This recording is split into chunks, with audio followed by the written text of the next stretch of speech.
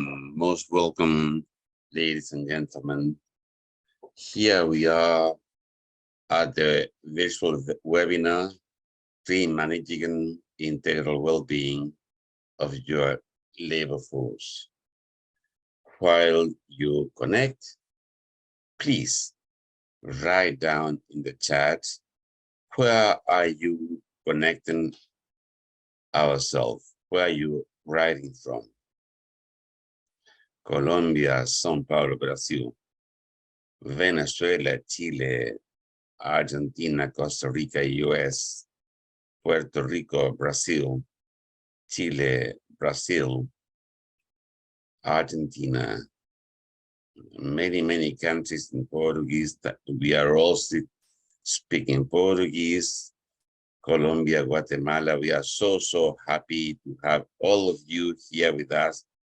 We are so happy to join us, and we have many people joining. This event is coming with a lot of information that will enrich you, that will fill you with ideas and creativity for the planning, the forward-looking planning. And while you connect from the different places and you are writing, welcome in the chat from every country that visit us, saying we are going to the next slide, because we want to tell you that how to access simultaneous interpretation. Yes, this event is being translated in this very moment into Portuguese and into English. If you speak only English, please go to the little wheel and select English. If you speak Portuguese, the same thing. You visit the icon of the wheel that says interpretation, interpretação, and there you can select the language of your preference. So I invite you to select the translation you prefer. Let's go to this next slide. While you connect, I want you to invite with our guest star, Ricardo de Almeida, the leader, Regional Latin American and Caribbean Region for Mercer Marsh Benefits. Ricardo, how are you today? Very well, very happy to be with you.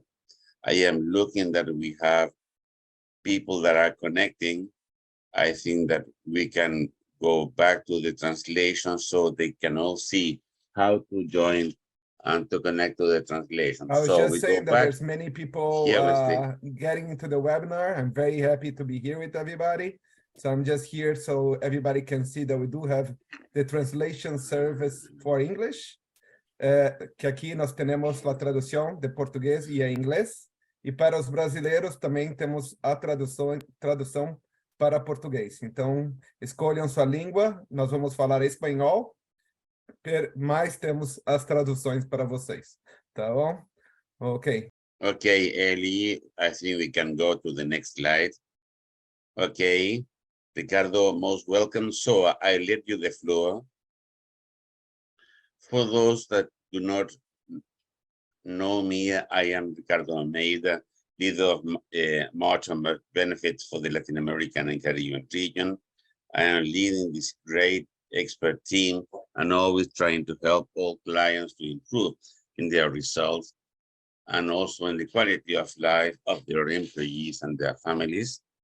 We have trends that are very new inside Latin America, and today we are going to share with this expert panel this data that are most interesting.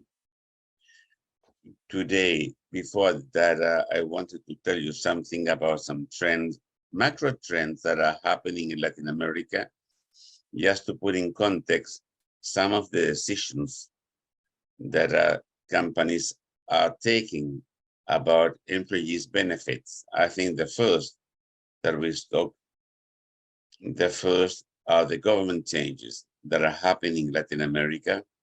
Many are speaking about the pink wave. Doesn't matter whether the government are right or left, but we do know there are new regulations New as employers must be more agile and manage those changes and make necessary adjustments. And especially in human resources, we have many regulations and many adjustments to be made. So in this part, more and more, the benefits and agility of our side are more and more important. Inflation has also coming in the United States, where I'm placed, have existed for many years in Latin America. We always see stories about Venezuela and Argentina. I also grew with hyperinflation in Brazil. So for us, we are much more used to inflation. Governments, in many places, the interest rate have been raised even before the United States and many other. And we already have the medicine in that issue of inflation and interest rates. That is something known for us, and in coming years to come, we'll have to make salary adjustment, benefit adjustment, and all this comes into the equation to assess this issue. This is the most interesting issue, and we are going to deepen in health inflation, and especially of the health trends, because health inflation is a particular trend inside inflation. COVID was very important in Latin America, and basically the mostly we were among the high morbidity and mortalities, was most affected by health, by illness and death. And about people risk and person risk, we have seen that Latin America, the matters, issues of pandemics and future pandemics, about how to confront, to communicate, to better communicate and bring benefits to help people during future pandemics, are worrying much more than in other regions, also because of environmental issues. But as we move to this new normal that we are expecting from about COVID, that yes, that the insurance health rates have been increasing. We see that Latin American of trends is 10.7 increase. It's lesser than the global rate that is about 12, but we think that next year that will keep increasing about 11%. So this will increase even more, and this can increase more, and it's what we are going to take about the trends in health. It is so important, the digital risk, and also if we have enough personnel to improve and accelerate business. So we need to create a value proposal for clients. Latin America and Caribbean, what is going to be one of the global leaders in digitation, but we need to take necessary measures. And also, I would like to share the population growth. If we see with COVID, where more than 6 million people died during the pandemic, but even then, the world population was increasing 1%. Before was 1.10, now we have 1.8, and now we are more than 8 billion people on Earth. So we are increasing more than 80 million per year. So it's very interesting. And here in Latin America, we have over 750 millions, and very close. We are very close to increase over Europe. We are the third, and we are likely to be the second in charge. And what does it mean, this increase of population? We're having more people, more employees, more generations. Now we are speaking about 5 generations and different needs and different ways to take care of people. So what do we see about studies? that close to 43% of leaders in the region want to review their benefit strategy, as the issues about health and health increases. We need to talk every time more. We usually speak more about human resources, but now the C-suites are engaging too, because talent management is key. Also people from procurement and risk. Also, we are looking about diversity and inclusion, that 32% of company is willing to create a program of diversity inclusion next year. The interest in Latin America is very high, but we are still behind other parts of the world. So we have the interest of accelerating this process that is so important for the population, especially here in Latin America, where we have so much diversity, cultural diversity, and all. And the great question we have, how to improve, how can we improve the experience for employees? And today, the new generations and also the old generation, we want to see which are the purpose of the company and create a value proposals for the employees, and the package are more and more important. We don't want to have the great resignation. So if we can go to the next slide. So today we are going to share these two great studies. First, Reinventing Benefits, where we surveyed almost 600 companies in 13 countries and 12 industries. So it's very widely representative. It's the second study. So we have comparative data that is most interesting, and we'll keep doing this study.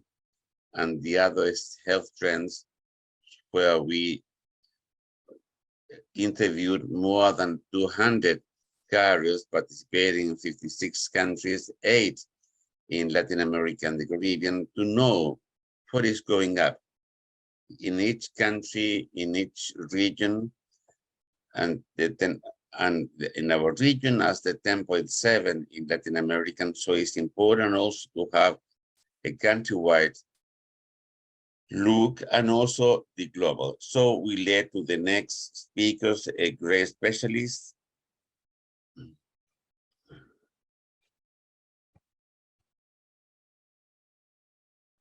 Thanks, Ricardo. So we are going to see one study that helped us identify which would be those big strategies that we would have towards the future. And first of all, what we could identify in all these findings is the detail, not only of what we were going to find in the studies, but in detail. I mean, the 3 geographies of the studies that we had, with more than 90 companies in Latin America. So we will focus basically on parts 1 and 2. First of all, how the business plan is, it is key how to align it to corporative objectives, how to manage for us to have well-being as part of the corporative agenda. So, as we go forward, we will be with Ariel and Gustavo Taborda talking about these topics and findings more specifically. The first one has to do with aligning the environment to our aims. And in this slide, what we can see is 2 findings. First of all, we're surprised by the fact that 11% of companies showed that part of their board of directors are included as part of the management of well-being in companies. What does this mean? That these areas are part not only of the corporative agenda, but also of the business structure at a C-suite level. And we could identify also that some of these companies are framing some performances of their areas through their leaders and through benefits. And something else is that these companies in Latin America, 60% of them consider that the impact on the well-being and health of employees is something very valuable within performance, employees' performance over the next year. 35% of companies indicated something that Ricardo has just mentioned, which is how we managed to strengthen the employees' experience. Let's see why the benefits and the well-being are key. If we even wanted to show another strategy that has to do with benefits and well-being, we should go further into the next slide, where we're going to talk about a very valuable topic that we can see nowadays in corporations, such as how equity and inclusion and diversity are part of the political practices and designs of innovations and benefits through different strategies. And since we can see a very interesting comparison, we will see that the inclusion of women is key in Latin America. Also, we can see some post-pandemic topics, for example, disabled people or employees, heads of houses or breadwinners who are very important, and LGBTQ+. So this is key for us to include changes in politics, in the ways of delivery, and also redesigning our plans and benefits in the short run so that we can impact on concepts such as the agenda of our business. Fourth topic for our next slide, we will see some other indicators that are key for our findings. The first and fourth topic are how are we going to identify that today? More than 60% of companies in Latin America have shown that they would keep their budget for benefits next year. What was more surprising is that about 25% of companies showed an increase in the benefits budget. So we cannot argue with the fact that part of the financial strategy and return on individuals has to do with well-being and benefits. And then the fifth strategy that would help us see why this is part of our corporate agenda is the ESG impact. Benefits and well-being has an impact in the social part of ESG. And here we will find some key indicators that are on the right. The first one is that 1% of companies have shown that they would reduce the coverage in their medical health care if they look at their employees and collaborators. This in spite of the detriment that we have in economies at the level of government, industry, but the health topic is a key pillar to have or achieve health at work. And then we see companies which are interested over the next 6 months in granting paternity and maternity leaves, having an impact on the social sphere. These 5 elements show us the importance of aligning all these objectives to our agenda, our corporate agenda. Then our second recommendation is how companies have started to flexibilize policies, resources, and granting concepts of eligibility connected with well-being. For this, we will see 4 big elements. 9% of companies considered on the short run to start modifying the sums and the frequency of delivering benefits. So the plan of well-being has to do with the concept on how to redesign the delivery, not only going from a structural concept, but also archetypes and population designs, which has to do with psychodemographic and socio-demographic factors. And the second topic that's struck us is how companies have shown that they need to update their remote work policies. And Gustavo Taborda is going to talk about some findings, very interesting findings, which has to do with the concept of the way of working and benefits. But here I would like to let you know how we are flexibilizing in companies the way of working and the message that we have, which is key not only in benefits, but also with strategies that have to do with comprehensive well-being. Last but not least, we see that 43% of companies have estimated creating new benefits, and part of this strategy has to do with the incorporation of an element that has to do with designing flexible benefits, for example, flexible retribution.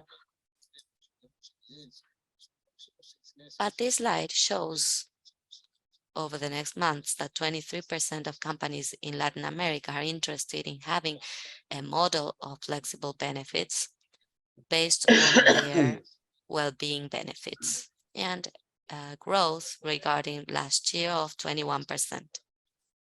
Some indicators for some countries are surprising. Economies like Brazil, Argentina, in spite of their economic situation, many companies are prepared to implementing 25% out of 67 companies in Argentina. They are considering to implement flexible benefits. So today we see the need, independent of the legal situation of companies, of how they want to flexibilize their policies, frequency, and ways of delivery.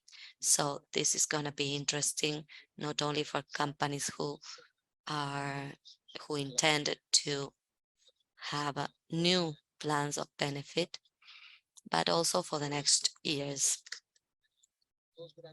So here we will leave you with two findings, and then the third finding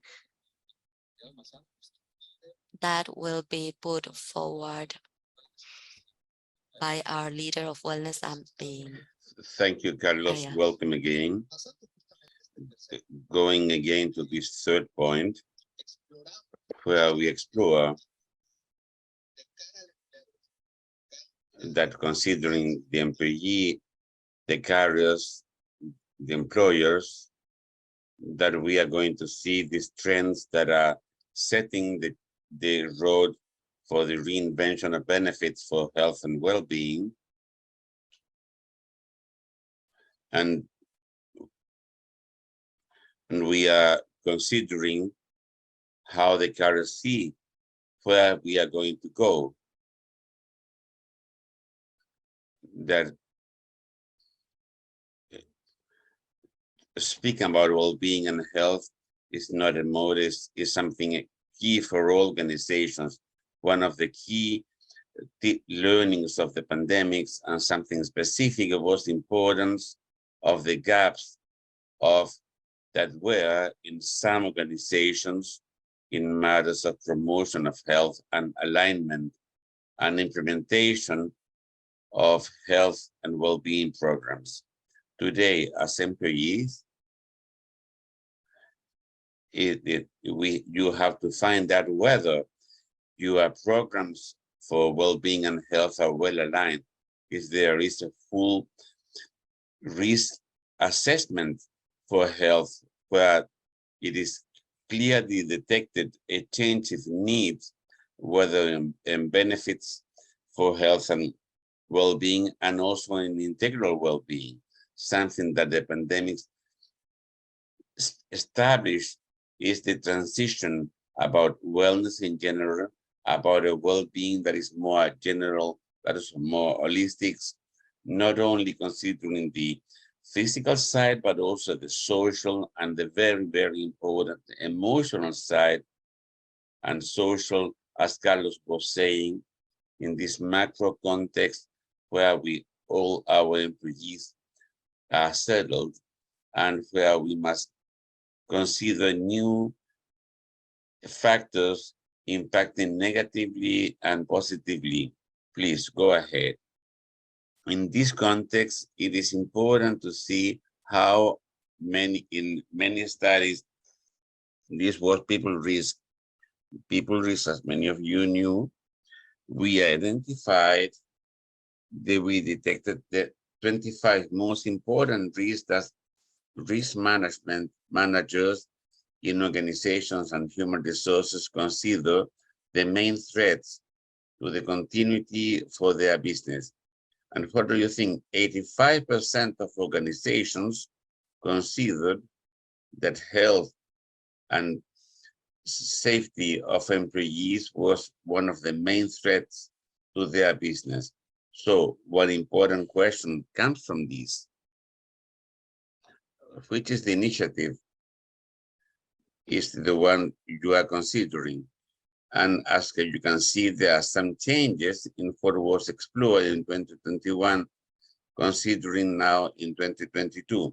Of course, there's an increase in strengthening well-being and health for the employee and their families, and especially for their families, because today part of these expanding benefits and flexibilities of them is to include the families as part of initiative for social well-being, improve mental health programs.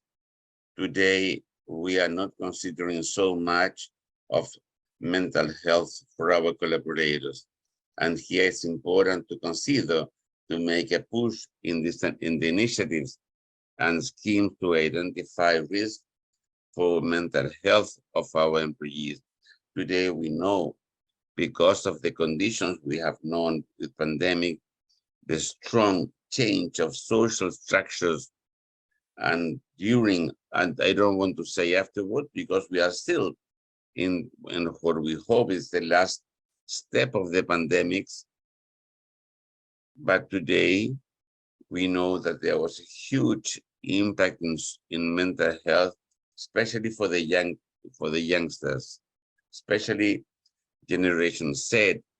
That is one of the age strata that is going to provide structure to our companies, was one of those that had the biggest negative impact of emotional well-being. So what are we doing to diagnose these needs, and how we anticipating problems like burnout that is presenting in many organizations as a high impact problem for absenteeism, for productivity, for life quality for our employees? Today, we should look to these questions. Are we considering the damage, that how much our company is being impacted in these 4 pillars of well-being that I was commenting?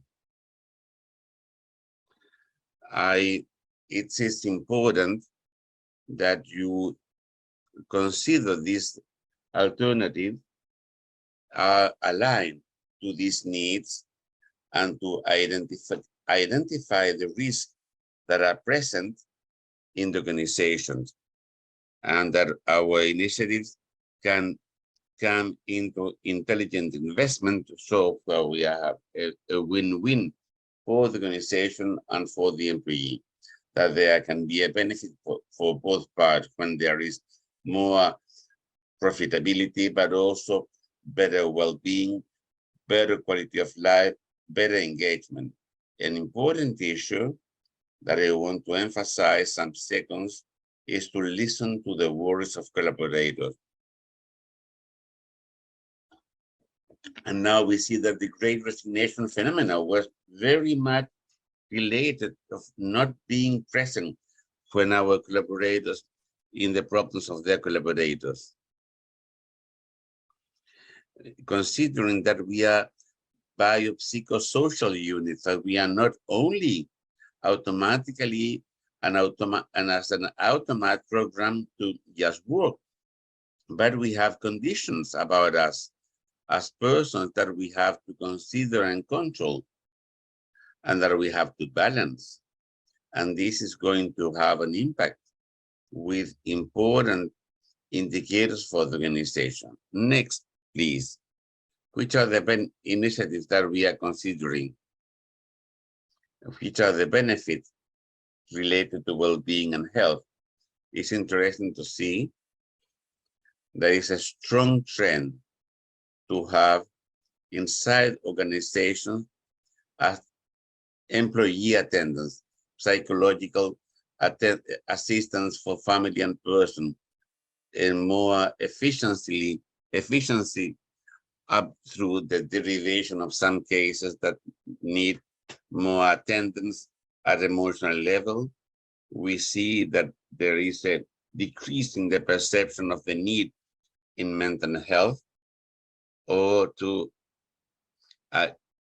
invest in issues about emotional well-being, and this can have a negative impact in the medium and long term.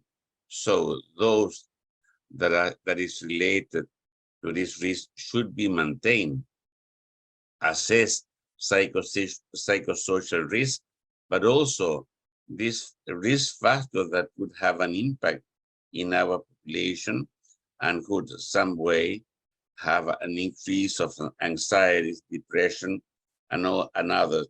Telemedicine and virtual access to health solutions is one of the solutions we may have that is much more valued.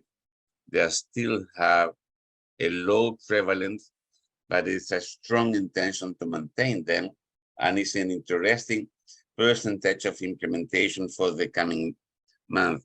Financial consulting as financial wellness programs for mindfulness, meditation, stress management is also a need that organizations are considering, like an immersion in the next month. Carlitos was telling us about these inclusive benefits where we need to consider the groups, vulnerable groups that can exist inside our organizations.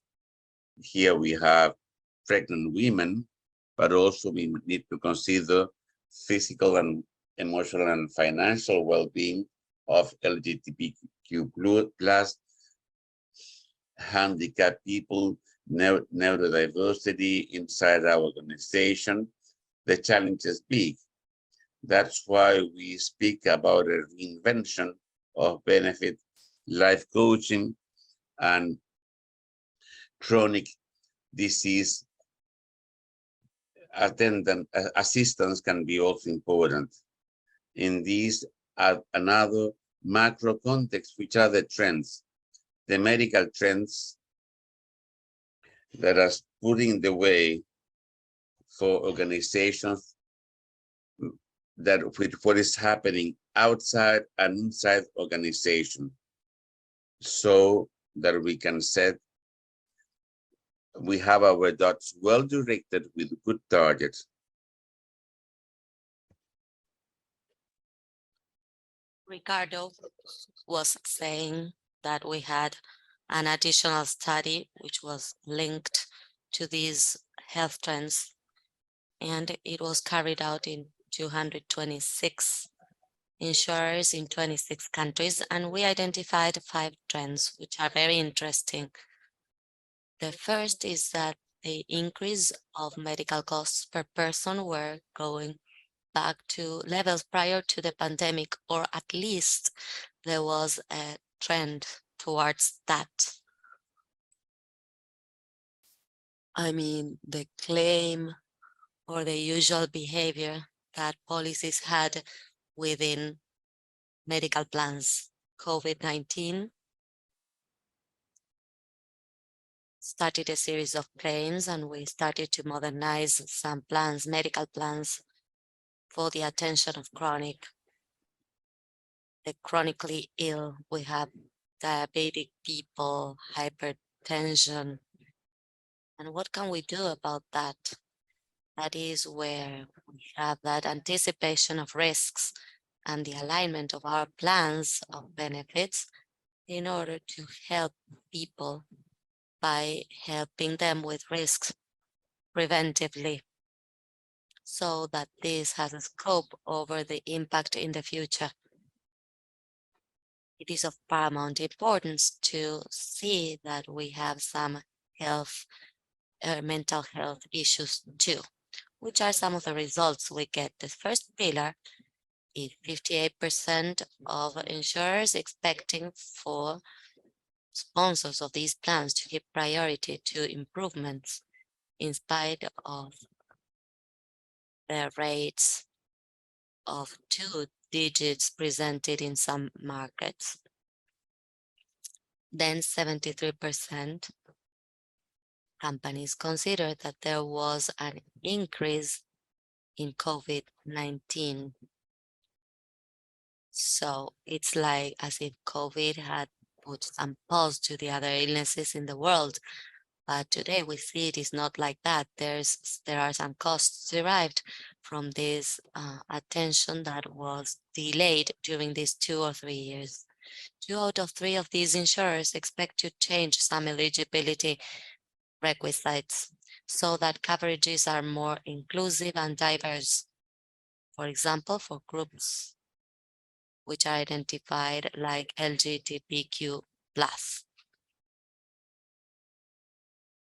Then 17% of insurers said they didn't include plans focused on mental health of their employees. So we should see this type of complementary well-being, because emotional well-being is going to be key in companies. And then 1 out of 4 insurers treat COVID as a pre-existing condition. And there are some insurers that have this condition and they request for a vaccination program, a complete vaccination program. So today, we see that there's more rigor at the time of managing plans. Next slide, please. Then the increase in medical costs are going back to the costs prior to the pandemic. But with this, let's try to identify some risks in the health of our working population to avoid an impact. So being able to prevent this will enable you to allot resources effectively for education, for health, and for comprehensive integration of services. COVID continues to affect some of our claims. We were asking people how has the experience of COVID affected claims. In Latin America, 58% of insurers say that there are more advanced treatments that are not held due to COVID.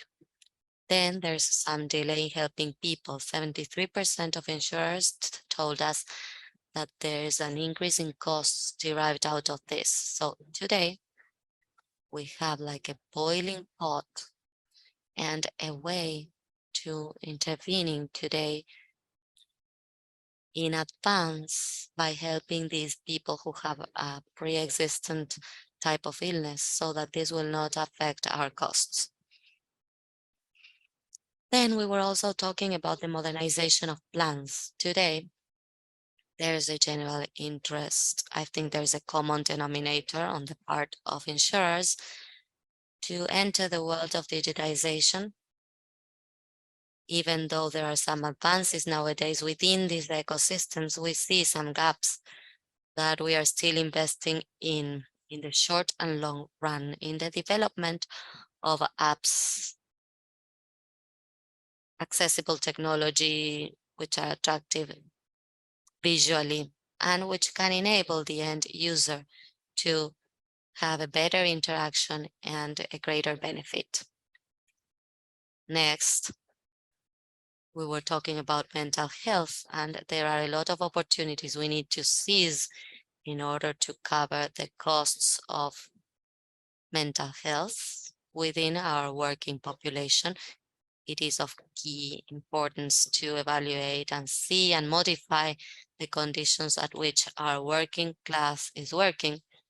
and also support some schemes and have synergies with the resources we manage, as we saw in some prior slides.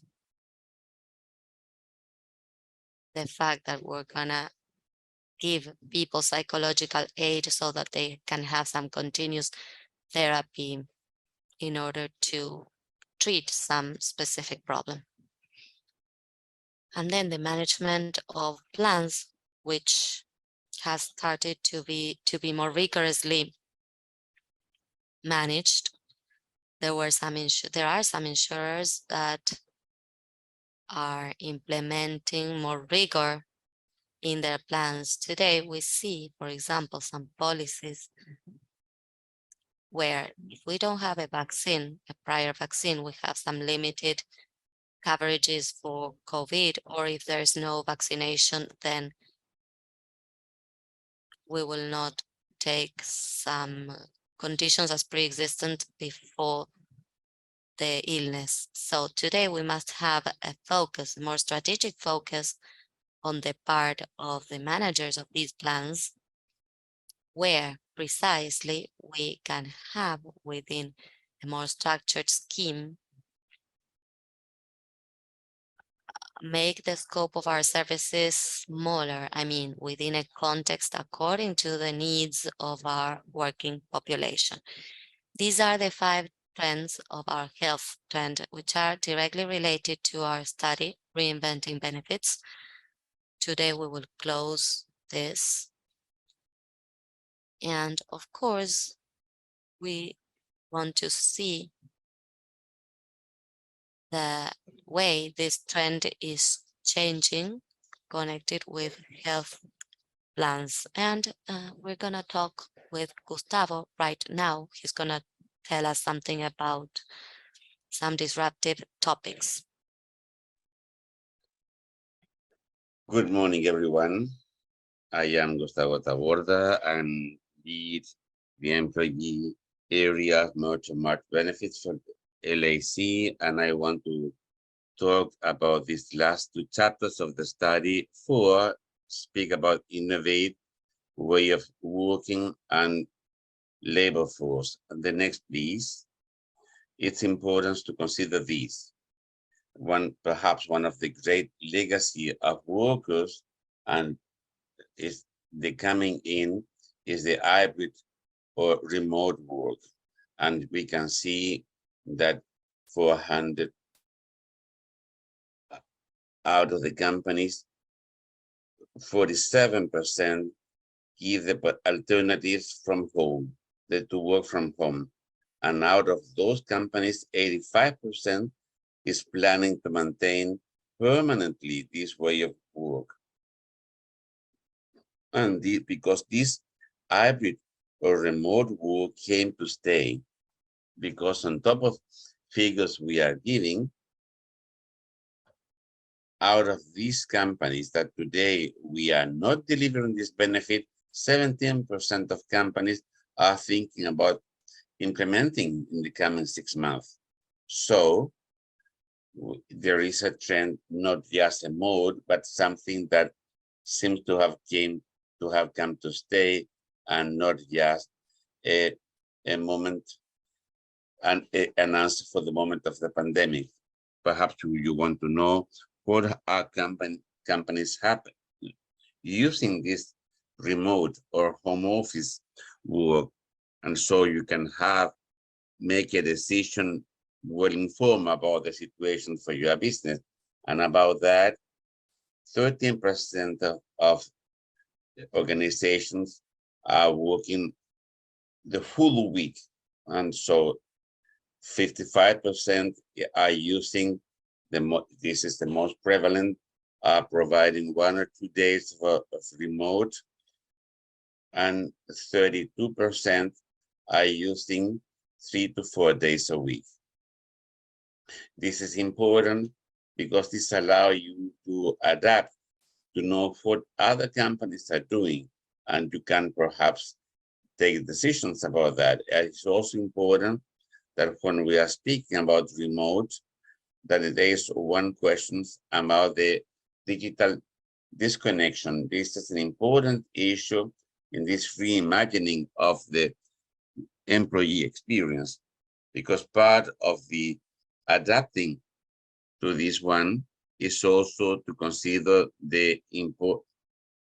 And an important thing to consider is thinking about remote work is to incentivize the disconnection and the excess of work out of regulatory work timing. You will see in our study which are the main trends about digital disconnection that we are suggesting, and which are the main prevalences, not just in the region, but also in each region where we made this survey. So you can consider with your talent area, review if you have a competitive policies of digital disconnection, and if you have a solid program to come back to work in your facilities, in your premises.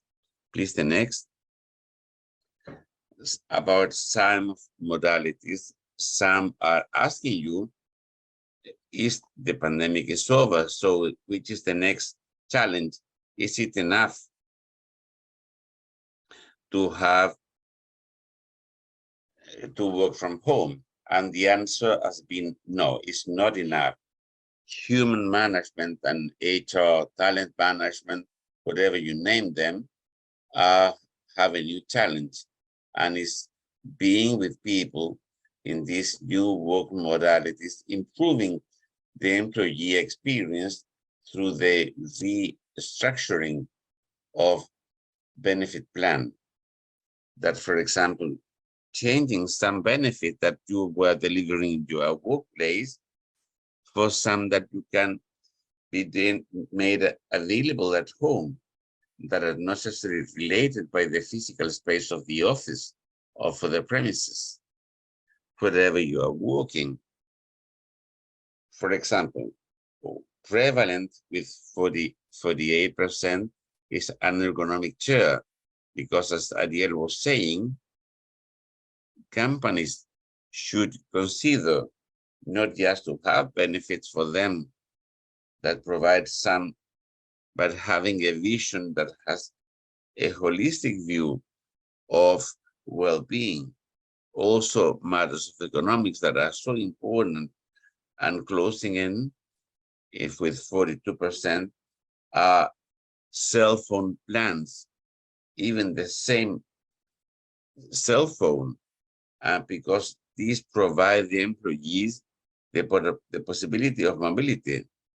And if it is a new modality where you need the employee to be mobile, so this becomes an essential tool to manage simply many day-to-day aspects, just to know client calls, to connect to clients, to connect to team Zoom calls.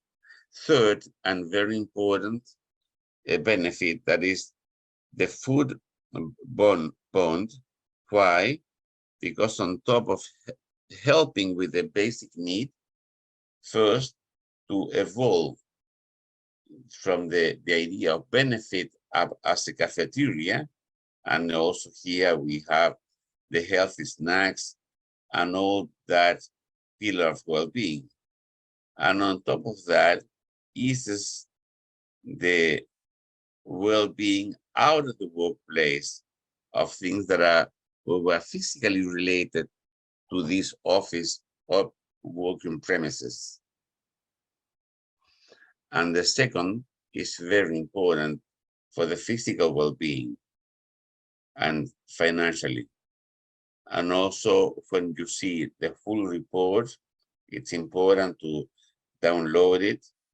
You will find other ones like subsidies for home paying, or subsidies for kindergarten, or even subsidies or bonds for physical activities, as reinvention of benefits for remote work are coming to be more and more important, considering all benefits of time flexibility, days for personal affairs, and this is in key to avoid presenting, and also a key, the flexibility for maternity and even extra legal days to increase holidays. Okay, the next please. And here we are going to close with the fifth pillar. It is to energize communication and employee experience. Here, please.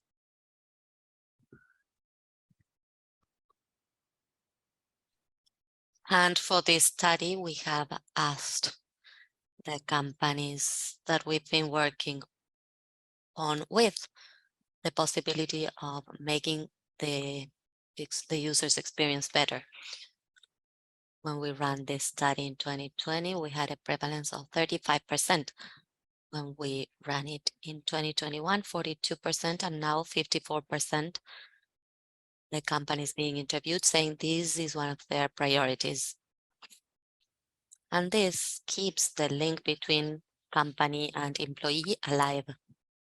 And here we're talking about a new way of working hybridly or remotely. And at the end of the day, apart from keeping the link alive, what it also enables us to understand our organization is a fluid communication and how we give certainty to this volatile environment. So it is key to understand which are the topics of main interest. For example, the most important topic is the access to general information, accessing a benefits program, 52%. Here it's important to mention that the more my employees are at home and the less at the office, they should have that information so that they can make use of it anywhere. Secondly, as Ariel mentioned, we can talk about a parallel pandemic, which has to do with health issues, and it is of great importance nowadays, like the use of resources for taking care of employees' mental health should be very important with 46% of importance. Then access to general information and enjoying well-being programs. It's key to mention that they are not the same. The benefits program can have a scope which is linked to some benefits, for example, insured people who are not insured, but the well-being program is more connected with well-being and health, I mean physical and mental well-being of employees, and we can see that thirdly. After that, with less prevalence, we have practices of ergonomics and active poses, parameters and alignments of different ways of working, and how we need to create important rules such as will you be 1 day home or 2 or 3 or at the office, and then some campaigns that will motivate the return of cooperators to offices, but this is going down because companies have understood that the way of remote working has come here to stay, and it is very important to companies nowadays. Then initiatives and channels, we see with 41% of importance, an exclusive section for benefits in the internet or SharePoint. Why is this so important? Because it is a way of guaranteeing that companies will have self-management on the part of employees for what they need for well-being and benefits, their benefit programs. We said that it was important to give access to information, but also to have information that will enable employees to access there and interact with it. And then an orientation program, I mean, talking about interactive digital manuals or handouts that will enable employees to select the programs they are interested in. Next slide. One question that we posed in 2022 as part of a renewal of our scheme of questions on how this has been evolving, we asked our participants if they have ever done or run a diagnostics of communication to better understand their employees in terms of channels, frequency, or types of content that they want to get. And here we saw a prevalence of 47%, a regional prevalence, with companies that say partially. Some other things we asked them, I mean, atmosphere, pulse, service, or engagement questions do not go precisely to the essence of the communication project. 25% told us, yeah, I've done it. And having run these type of diagnostics has helped me enable better strategies of communication with my employees. And 20% have not thought about that, or they don't have anybody to run it, or some people told us, we don't know that this could be done, but I need to do it. So communication diagnostics is key to understand the starting point of your process and how the user experience is affecting them in relation with their benefits plans. So it is key that you sit with your communications department and see that employees are satisfied with the content and resources of communication regarding the benefits plan. Next slide, please. So here we have the most important pillars, the 5 of them. The first one was aligning the atmosphere to our aims, then flexibilizing politics and resources, then to foster the initiatives of well-being and health, and then innovating the way of working, workforce, and energizing the communication and experience of work. Okay, great to have you here. Spectacular presentation. Thank you so much, for keepers. Well, I will tell, what are you going to receive? We have so many questions. We don't have time enough to answer everyone. So now we are going to make a voting about who wants to have a contact from us. That, if you need, I have problems, I need benchmark for benefits in my company. Now we are going to have a vote, and you can ask not just for a single service. Please tell everyone, each one, if you would like to be contacted, you can mark all the alternatives you prefer that you can select. There are many questions. We are going to answer every question. We are sending a mail. First, the full recording of this event in English, Portuguese, and Spanish. Second, we are going to have a report delivered to everyone. Additionally, we are going to have the trends of health 2023. We mentioned about it today. Of course, those that are part of Reinventing Benefits, we are also going to receive. Ariel, please. Ricardo, solo. We can answer all the questions that we have alive. We just have 1 minute, and basically we are going to send you the answers to you that are participating.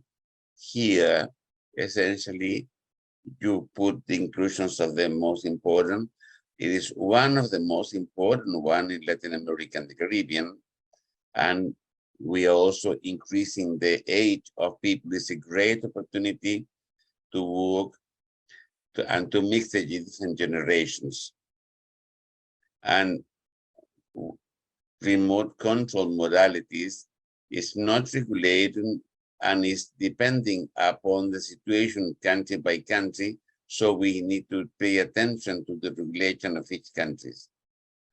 Jonathan, my friend from Chile, in matters of cover of old age, disability, and survival, yes, we have many data about the point. And we are also looking for the long-term benefits, so we can speak with you about that issue. the cover, they paid for